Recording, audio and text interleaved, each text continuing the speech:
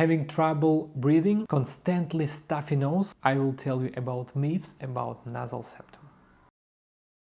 This video is for those who have trouble breathing at night, have difficulty breathing in the morning, and for those who have been told that their septum is deviated and needs surgery. Why it's important to breathe well through the nose. If you have difficulty breathing through your nose, you are likely to experience severe headache, poor sleep, snoring, bags under your eyes, low energy levels, and generally feel unwell. I will tell you how to overcome the dependence on using nose drops and explain what to do and ensure your nose breathes well.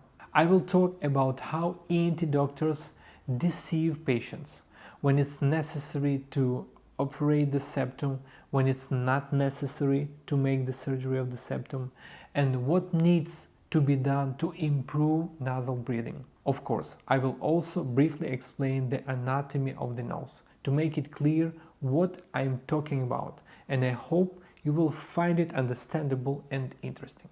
I will also explain how to get rid of the addiction to vasoconstrictor drops. Why I'm recording this video. Often patients are told that they need to have their nasal septum operated on, but very often it turns out that other structures in the nose actually need to be operated on, and such an operation is quick and much cheaper. Almost everyone in the world has a deviated septum. There are no people with a perfectly straight septum because it's impossible for anything in our body to be perfectly straight. I print all my patients on a 3D printer and they all have a CT scan of the nose and all of them have a deviated septum. It is also important to know that looking at any even surgically straightened septum, you can say that it is curved, it is deviated. So, it is all subjective. Here is the simplest way to check if your nasal septum is deviated or not. If your nose is periodically stuffy, it is most likely not the septum's fault, because it cannot deviate it and then straighten it out. For example, you may have difficulty breathing only at night or only in the morning, but you breathe well all the day. The next test: if vasoconstrictor drops help you, then it is also most likely not the septum. The septum consists of cartilage and bone. Cartilage and bone cannot straighten out due to vasoconstrictor drops. This means that something in your nose is decreasing or increasing, which is why your nose starts to breathe well or not. Now we are talking about very important structures. Lower nasal concha or lower nasal turbinates. The septum simply divides the nose into two halves and serves as support for the external nose. But the crucial turbulent airflow, those important swirls, are created by the nasal turbinates. There are three of them: superior, middle and inferior. But we are primarily interested in the inferior one. When the vessel dilate, these turbinates increase in size and block the septum like a vice. They work in similar way to the male reproductive organ. When blood rushes to it, it enlarges. That's why we breathe poorly at night, because when we lay down, blood rushes to our head and the turbinates swells. That's why your nose may be stuffy when you enter a warm room from the cold street. Vessels dilate and the turbinates swells, compressing the septum and blocking your airway. How vasoconstrictor drops work? They working with blood vessels. The turbinates became smaller because vessels became smaller and you breathe better. How long should you use drops? Can there be addiction? Addiction can occur and the mucous membrane can atrophy. If you have been using drops for a long time, you cannot do without them. I recommend drops with cyclamen if you have problems. Prolonged use of drops can lead to headache and dryness in the nose. If you have allergies, the mucous membrane along with the turbinates swells due to the allergies. And it is important to know that even after straightening the septum and reducing the turbinates, the nose may still breathe poorly. Now, I will show you the truly deviated septum. It is very important. Your doctor should show you on your pictures on CT scan the real problem, rather than just talking about it and write the conclusion.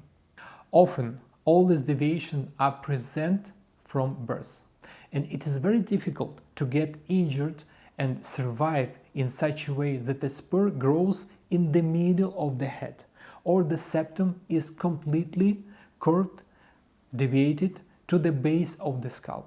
By the way, if you're interested in how to read the CT scan correctly, I recommend watching my video about CT scan. In short, there are 3 slices, 3 projections, from top to bottom, from right to left, and from front to back.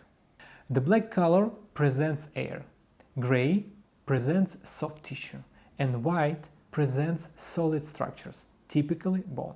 This is why ENT surgeons, otolaryngologists often prefer to use computed tomography, CT scans, because they are more informative for ENT surgeries and provide better visibility of solid structures. It is important to understand that the nose does not like emptiness, and where half of the nose is larger, the lower nasal concha swells more, and where there is a deviation, it narrows. Sometimes the nasal septum is straight, but it is tilted to the side, to the left or to the right side. There is an example of when there is a spur in the septum. In such cases, drops will not be helpful. If you don't know, do you need to make your lower nasal turbinates concha smaller? You can make a test. You can use vasoconstrictor drops. The operation is called vasotomy, and there are different types of this operation, this surgery. You can speak with your surgeon and he will propose you the best type of the surgery for you. It is important not to remove all the nasal conchas. Why? Because they are creating a turbulent airflow which moistures the nose. If you remove the concha, if you cut the concha, you will create another big problem, empty nose syndrome. And the nose will not breathe at all. Even if there are just 2 holes, the nose will not breathe.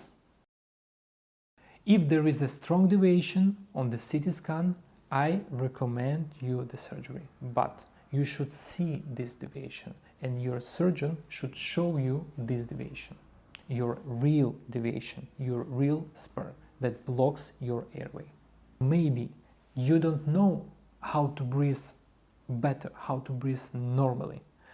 If you have strong deviation, big deviation, or you have big spur that blocks your nose. Also, the shape of the tip of the nose often affect nasal breathing. Sometimes the lower part of the cartilage of the nose tip can compress the entrance of the nose. And this can occur after surgery also, but more it's before the surgery.